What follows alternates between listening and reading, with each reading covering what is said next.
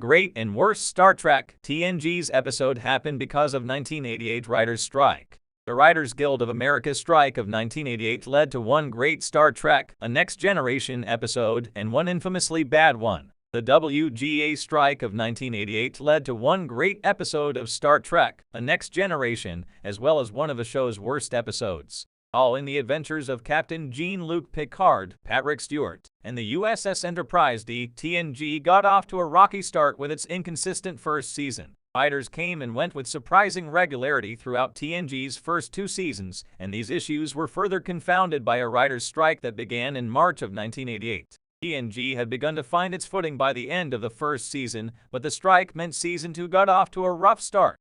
Although Star Trek, The Next Generation didn't truly hit its stride until Season 3, there were hints of greatness throughout the show's first 2 seasons. One of TNG's best episodes comes in Season 2, and it might not have ever been made if not for the 1988 writers' strike. But the strike caused its fair share of problems as well. Because of the strike, the episode count for TNG Season 2 was shortened from 26 to 22 episodes. Despite having fewer episodes to film, the producers of TNG ran out of money before the last episode, resulting in an infamously bad clip show. The writers' strike led to TNG's The Measure of a Man, Star Trek, A Next Generation Season 2, Episode 9. The Measure of Man focuses on LT Commander Data Brent Spiner, as his rights as a sentient being are called into question. Often considered to be one of TNG's best episodes, The Measure of a Man was written by a writer who had never produced a television script. Due to the writers' strike and other behind-the-scenes problems, the producers of TNG put out a call for spec scripts from writers who weren't currently involved in the show.